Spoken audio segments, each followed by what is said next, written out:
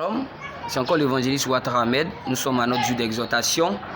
Aujourd'hui, nous allons lire rapidement dans le livre d'Ecclésiaste 3, le verset 1 qui dit « Il y a un temps pour tout, un temps pour toutes choses sous les cieux, c'est-à-dire sur la terre. » Bien-aimé, il y a un temps pour tout. C'est pour cela qu'il ne faut pas se presser. Mais aujourd'hui, il y a beaucoup de personnes qui sont pressées dans la précipitation.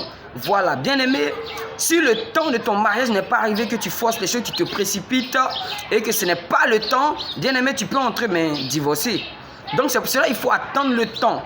Parce que le Seigneur n'est pas pressé, avec lui c'est l'escalier, tout doucement, lentement mais sûrement. Mais le diable, c'est dans la précipitation. L'ascenseur, pendant que dans l'ascenseur, il peut y avoir coupure d'électricité et tu peux rester bloqué en haut. Donc bien aimé, j'aimerais te dire, toi qui es précipité aujourd'hui, tu es précipité, tu es pressé à avoir vite de l'argent, tu es précipité à avoir vite le mariage, tu es précipité à avoir vite la gloire. La précipitation va te conduire hors de Dieu, loin de Dieu. Aujourd'hui, par la précipitation, n'est-ce pas que certains sont obligés d'aller pactiser avec des démons ou aller faire des pactes occultes pour pouvoir avoir la richesse.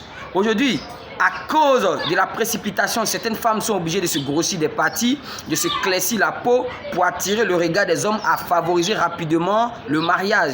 N'est-ce pas que par la précipitation, certaines femmes même se disent que si je ne couche pas avec tel type, il ne pourra pas me marier. Donc pour précipiter les choses, il faut lui donner ce qu'il veut pour pouvoir précipiter le mariage.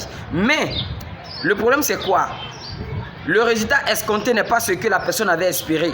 Donc bien aimé, tu dois comprendre que la précipitation n'est pas de Dieu. La précipitation est du diable. Avec le Seigneur, c'est lentement mais sûrement. Donc bien aimé, peut-être tu attends quelque chose qui dure, qui dure. Dieu prend le temps de te former avant de te positionner. Parce que quand quelqu'un n'est pas formé et accède à une bénédiction, finira par la gâcher.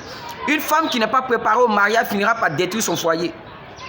Un homme qui n'est pas préparé à la gloire, n'est pas préparé, n'a pas la mentalité de grandeur. Quand il va entrer dans la grandeur, il va perdre la tête.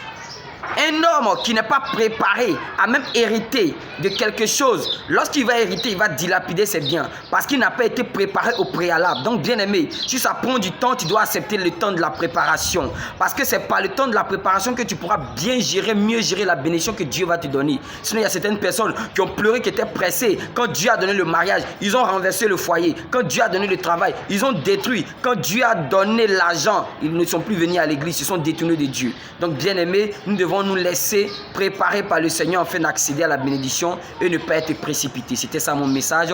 Soyez bénis et à très bientôt.